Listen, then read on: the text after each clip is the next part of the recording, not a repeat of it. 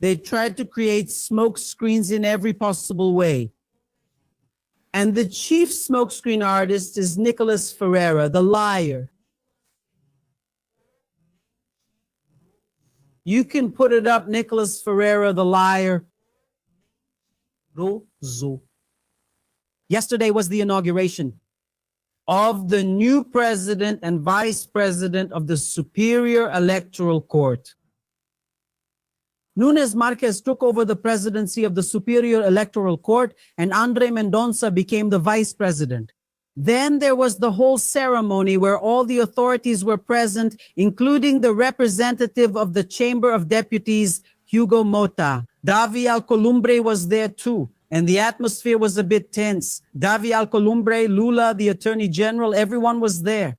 Micheca representing Bolsonaro, Italy, and so on. So what happened? Nikolas Ferreira took this opportunity to try to create another smokescreen.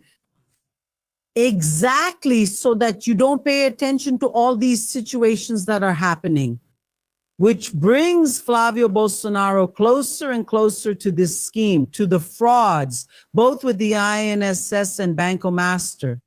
From inside the TSE, he recorded a video that I'm going to show you because I'm going to debunk Nikolas Ferreira here live and in color for all of you. So go ahead and like the live stream, share it, because this situation is really important. What did Nikolas do? He went and made a video from inside because Lula removed the tax on Shein and Shopee purchases, that whole situation. For you to buy for these goods to enter Brazil. Do you remember that if you bought $50 or more, which today is about 250 reais from these sites, you would then start paying up to 20% tax? Do you remember that this was established in the National Congress and so on? Lula vetoed and overturned that now. Then Nikolas Ferreira posted a video saying that that the project was Lula's, that Lula did this and so on and so forth, and that now he's overturning it because it's an election year. Let's play the video and let's debunk Nikolas the liar, who once again creates another smokescreen to try, I repeat, to cover things up. The connection of all these crimes, all these situations of corruption, money laundering, criminal organization, which is notably getting closer to Flavio Bolsonaro. Look here, let's see here, and let's understand. The Brazilian government has eliminated the tax on cheap imported clothes. International purchases up to $50 are no longer taxed by the Brazilian government. The import tax has dropped. The Brazilian government is on the side of the Brazilian people. Then Nikolas Ferreira at the event said this here, look, I'm going to show you here and we're going to comment and debunk Nikolas Ferreira, who lies shamelessly. But he's desperate, right? They're desperate. It's one lie after another, just one absurdity after another. Up to then, the big absurdity was the detergent thing, right? People drinking detergent. That was the main absurdity. Now, they've made up another one, the so-called Blouse Tax here, criticizing Lula because Lula overturned it. Look at what Nikolas did here and what he said he was lying. He didn't do anything. This guy just revoked the so-called Blouse Tax that he himself created. It's an election year miracle. Lies, Nikolas, you are lying. It wasn't the federal government that created the so-called Blouse Tax. It wasn't. It was one of your allies from the PP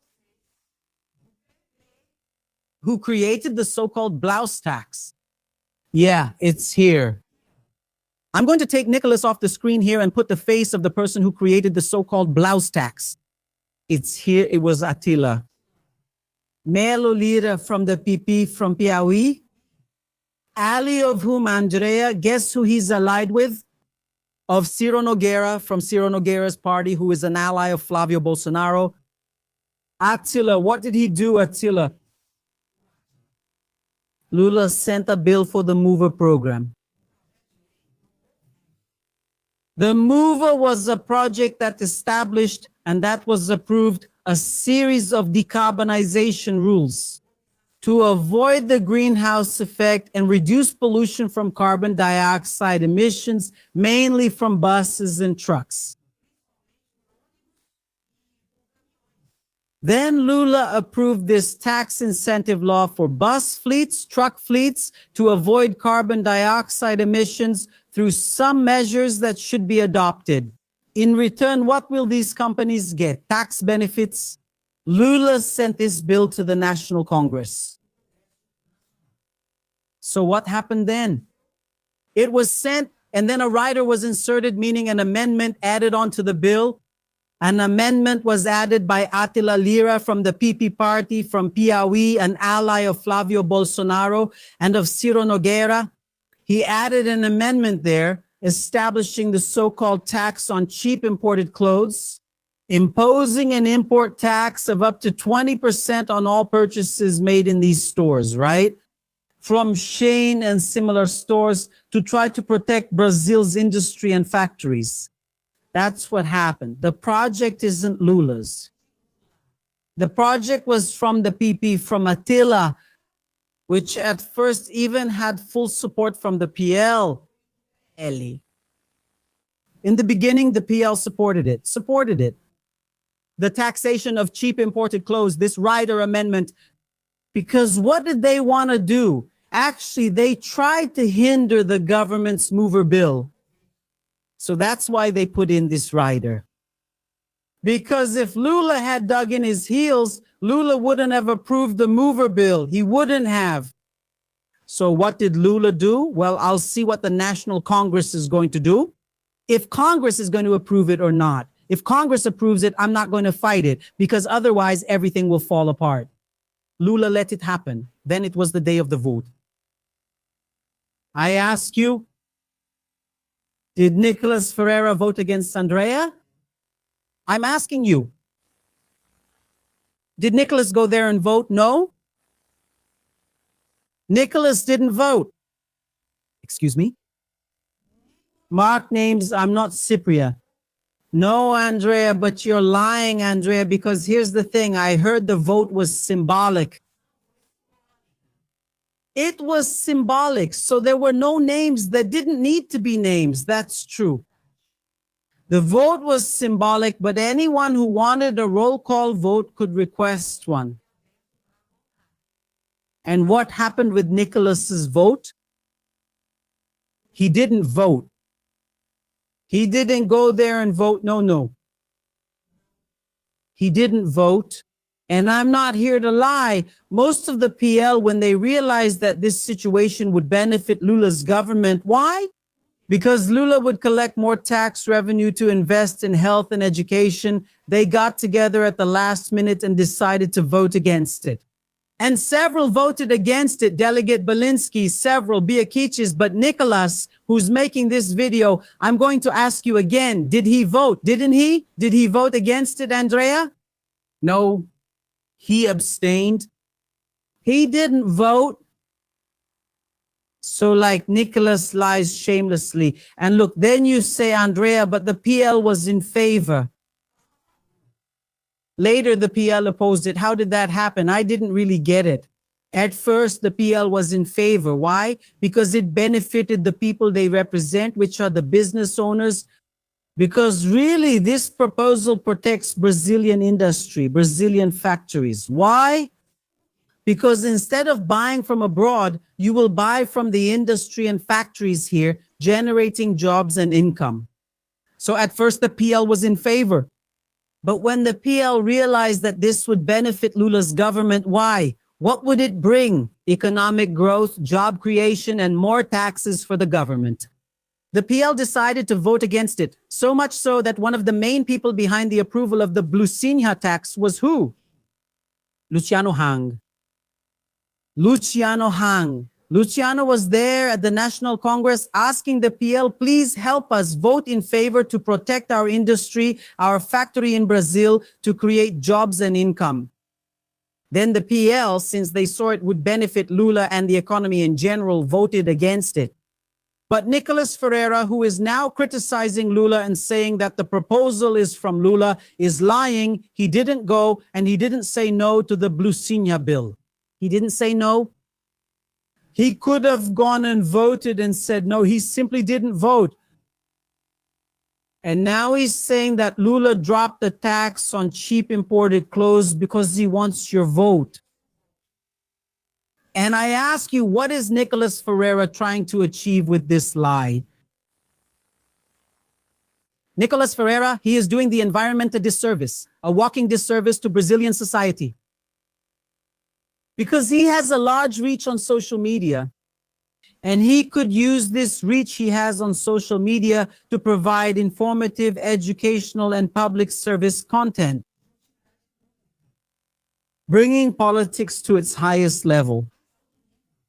But no, he lives off bravado and sweet-talking the crowd, deceiving them. His voters with lies, made-up stories, fake news, and especially misinformation,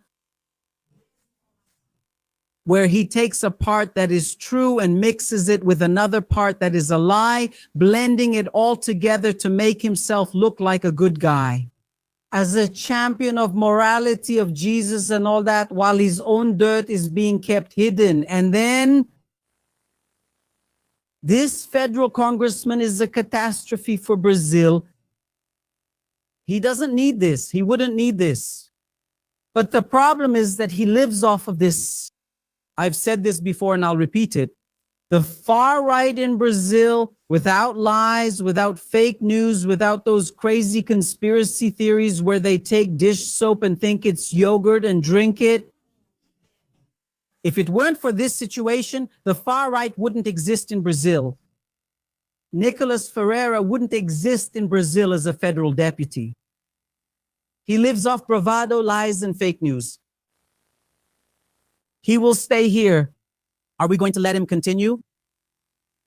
Because we have to see the liar lying so we don't forget his face. He also made the effort to return to church during the election year.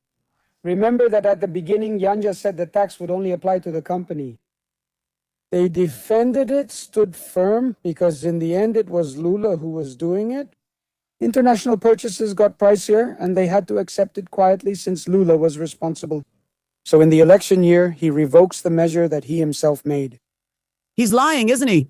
You're lying, Nikolas. You know you're lying. That's why I say he's such a liar. He lies without remorse. Write that down. So the question that remains is this: is he really concerned about Brazil? Not at all. He's worried about winning you over, winning your vote, even if it takes a long time. Yeah, it meant you had to pay more. And now he's pretending he wasn't involved just to win your vote. But thank God you won't fall for that again. People won't fall for your tricks, right, Nikolas? Anyone who watches this video won't fall for your tricks because everything I'm telling you, you just have to look it up on social media and you'll see what I'm talking about. Nikolas didn't vote. Nikolas didn't oppose the tax on cheap imported clothes. Nikolas didn't vote against the tax on cheap imported clothes. He simply disappeared at the time of the vote. And the author of this proposal wasn't Lula. It was the guy from PP. Lira there, an ally of Bolsonaro, Flávio Bolsonaro, the Centro, and PP. What's the guy's name? Marcelo Lira? Attila Lira. So really, for God's sake, have some shame, Nikolas. This is shameless, outrageously childish behavior. But you're desperate, right? Because you need to create a smokescreen, right? You need to create a little smokescreen because otherwise, things are getting closer to you every day. That's why I feel disgusted. You don't need to lie, guys. You can be whatever you want, man. You can have whatever ideological stance you want. But are you going to live from one lie to the next? From one piece of misinformation to the next? Oh, go screw yourself. The PL is already considering withdrawing Eduardo Bolsonaro's candidacy as the alternate on the Senate ticket in case of a conviction in the Supreme Federal Court. Oh, I've already explained what's going to happen. And the PL, everyone keeps saying, oh, Eduardo Bolsonaro is going to be the alternate for the Senate seat. Oh, how exhausting. And I've already said it, and I'll say it again. Eduardo Bolsonaro will never be a senator. Soon he'll be a prisoner. Diário. You know that the case against him is at the closing argument stage on the charge of coercion during legal proceedings. Because of everything he did, right, over there with the United States. Attacking the government, attacking the Supreme Federal Court, threatening, blackmailing, trying to coerce so that his father wouldn't be tried and convicted by the Supreme Federal Court. The Magnitsky Act was applied. He was punished. It was claimed. It was claimed. It was claimed. It was that whole situation where he produced the evidence against himself. And he is facing charges before the Federal Supreme Court for coercion during legal proceedings. And the Prosecutor General is at the closing argument stage. The case is in its final phase. He requested the conviction of Eduardo Bolsonaro for the crime of coercion during the course of the process, combined with Article 71, which is the crime of continued offense, of continued crime, in which Eduardo Bolsonaro can be held accountable for up to 7 counts of coercion during the course of the process, which will lead to what? A more severe sentence, since this establishes, according to Article 71, an increase of the sentence by up to 2/3, where it is possible to increase the sentence by up to 1/3. Because of the violence and the situation that he triggered throughout his whole criminal course of conduct in trying to intimidate Brazil's highest court. Where, as I have already said and I will repeat, I believe he will get more than 8 years in prison. And the Prosecutor General has requested his conviction. He has also already been served and summoned to submit his final arguments, which he won't do because he didn't even assign a lawyer to the case. The Federal Public Defender's Office is handling this and is at times acting as his defense. The Public Defender's Office will present it, and after that, what's next? The final judgment session by the Supreme Court's first panel. And he will be sentenced, I believe, to more than 8 years in prison, especially because the Prosecutor General even used the example of Daniel Silveira, who got almost 9 years in prison, the federal congressman. Shoot, damn fool, fool criminal, dead criminal, who has already been in prison for more than 5 years. That's what's going to happen to him. Then soon he will officially be a fugitive from justice in Brazil, because his initial sentence should be in a closed regime, since I believe he'll get more than 8 years in prison because of this situation. Then a bunch of people, a bunch of websites are saying, oh, and Flavio will be an alternate senator. Where? He can even be if he wants to. I even explained this to you, that he can even be if he wants to. Maybe the TSE with this new configuration, right? Nunes Marquez President Andre Mendonça, who took office yesterday, might even accept it. But it won't help. They're going to lose the seat. Why, Andre? Because if he is convicted, he will become ineligible. And while he's ineligible, if he's the alternate, they'll lose the alternate slot.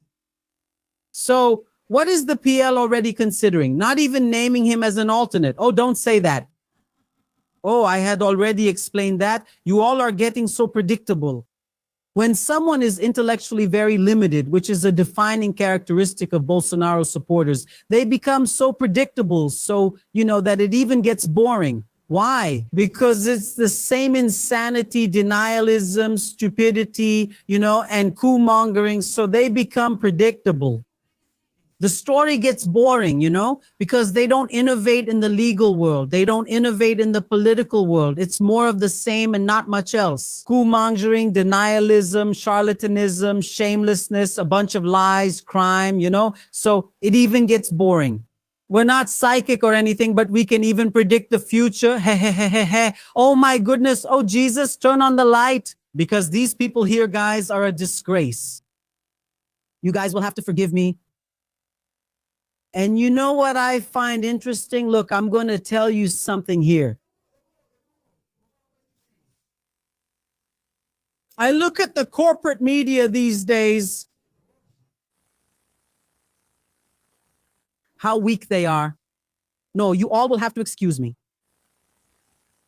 But they're really weak, guys. And they put up headlines and they say the guy did this or that. But when you actually go in there, if they explain things the way I do, I wouldn't say anything. No.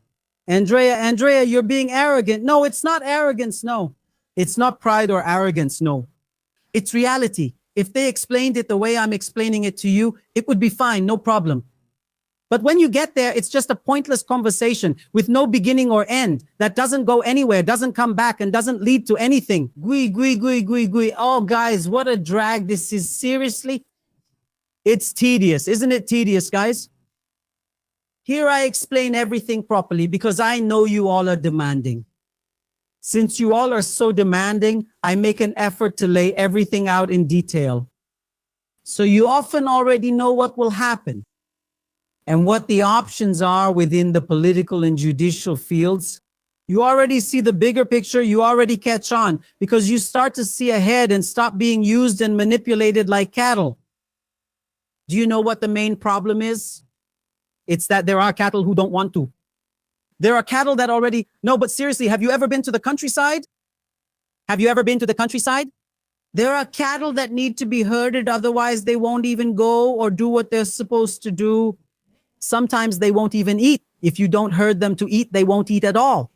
Why? Because they get used to being herded. What does that mean? They get used to thinking for themselves, using the brain that God gave them. They stop thinking and they start acting, just by being driven along. And they start repeating and saying what others say. He stops existing.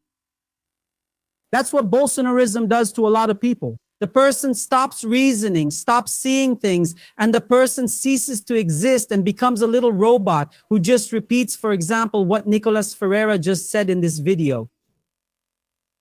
And I know this video has already gone viral. A lot of people are sharing Nikolas Ferreira's lie, but why? Because people don't make the effort to say, no, I'm going to check this out. Was the project to tax clothes really from Lula? I'm going to see if this is true. People stop thinking. She starts being led and moved like cattle without thinking or reasoning, just repeating the actions of the propagator, the cattle driver, which in this case is what? Sharing Nikolas Ferreira's lie. It's just like this detergent issue. A bunch of idiots started using detergent, drinking detergent as if it were yogurt, and that's the effect of the Bolsonarist cult. It messes with people's minds, and it's like people stop thinking rationally. Then they come up with some crazy conspiracy theory behind it. They believe in that. And E starts with this craziness. Guys, good Lord, God forbid, from this Bolsonaro madness, I rebuke that in the name of Jesus and get out, devil. Back off, Satan.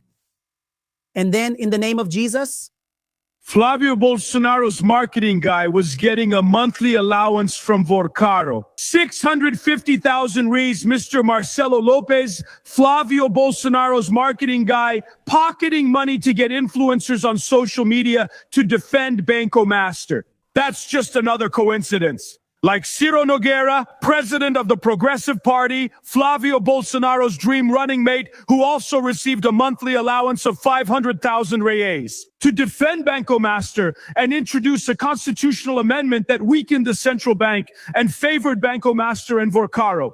And then, in the House of Representatives, the congressman who is now the Senate candidate supported by Flavio Bolsonaro over in Paraná, Mr. Felipe, also introduced the same constitutional amendment that favored Banco Master. They're just coincidences, just like it's a coincidence that the biggest campaign donations to Bolsonaro came from Banco Master.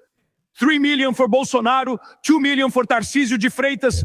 And since the PCC has been mentioned here so many times, I ask, do the Bolsonaro supporters know Mr. Diogo Costa Canjarana? Well, he was the head of security for Tarcísio de Freitas and a member of the PCC. Or do you know Maribel Golim? That's right, Maribel Golim, one of the biggest financiers of Tarcisio de Freitas, and was also arrested for ties to the PCC. And today, President Lula launches a very important program, Brazil Against Organized Crime, where more than 11 billion reais are being allocated to fight organized crime. And then there are Bolsonaro supporters who want to criticize the program, who want to talk badly about the prison system. I ask, how many prisons did Bolsonaro build? None. What was Bolsonaro's major public security program? None. So what did Bolsonaro do for the police officers? Nothing. Actually, yes, he did something. A pension reform that took away rights, harmed retirement, and harmed pensions. Death benefits for police officers killed in the line of duty, to the point that one of the police officers killed in that operation in Rio de Janeiro, out of 121 killed, he had been in the force for 4 months, and now his family receives a pension of 800 reais thanks to Bolsonaro. They want to say that Bolsonaro is the one who will talk about public security, with Banco Master's fingerprints all over it, with all the connections they have with the Comando Vermelho, with the PCC, and also with the Escritorio do Crime, a militia organization from Rio de Janeiro made up of killers. And now Bolsonaro has become the public security guy. The PL, which has the largest number of deputies under investigation for corruption and common crimes, is the PL. And they like to talk about public security, but they did nothing, took away rights, have ties with the Comando Vermelho, with the PCC, with the crime office. Oh, is it a lie? So explain to me about T.H. Joyas, arrested for ties with the PCC and the Comando Vermelho. Or explain to me Rodrigo Bacelar, arrested for ties with the Comando Vermelho. Or Gutenberg Fonseca, arrested for ties with the Comando Vermelho. All allies of Flavio Bolsonaro in Rio de Janeiro. Or explain to me about Riag Banco Master. Riag laundered money for the PCC and had ties with Banco Master. And they were also involved with BRB in Brasilia, financing Flavio Bolsonaro's house worth 6 million reais paid up front in cash by Flavio Bolsonaro. So this initiative from President Lula comes at a great moment. 11 billion to fight organized crime. Along with that, we have the largest federal police force in history. The federal police has never had so much. So many staff members, so many officers focused on fighting organized crime in 4 main areas. The first area is choking off the finances of organized crime factions. The second area is strengthening the prison system by reinforcing more than 130 prisons in Brazil. The third area is investing in homicide investigations in Brazil. And the fourth area is fighting arms trafficking. This is a robust policy. It is provided by experts and is yet another gesture by President Lula in public security. He had already presented the anti-gang bill, the public security constitutional amendment, which the Bolsonaro supporters stalled, and they tried to weaken the anti-gang bill to favor the Red Command and the PCC. But we are presenting a major program, and there has never been so much investment in public security as there is now. Thank you very much. Yes, my dear. And that's just another lie from the Bolsonaro supporters. The Bolsonaro supporters say that the left, the progressive side, Lula's government doesn't fight crime, doesn't care about public security. That's a lie. That's just another made-up story from the right and the far right to fool people. Where have you seen, in which government have you seen the federal police catch so many criminals with so many operations, with such powerful people going to jail, if not in Lula's government? Where, in which government did you see that? Which government? What you don't see much from Lula's government, because really the progressive side, the left doesn't like it, is shooting, violence, and bombing in communities in favelas. We really don't like it, no. Why, Andrea? What are these actions there for? To criminalize the poor, because many, the vast majority, 99% of those who live in a community, in a favela, are honest people. So what is this kind of operation for? To criminalize the poor and black people. I know. Do you think I don't know? Whenever it's an election year, Bolsonaro supporters, if they can, do this kind of operation because it gets them votes, because it shows up on TV, but it doesn't solve the problem. Now, under Lula's government, you see the operation, it's in Jardins. You see the operation, it's with big players, it's the big dogs who are the real criminals. Brazil, they're wearing suits and ties behind the desk. You've heard that song, right? With a train in hand. Well, it's them.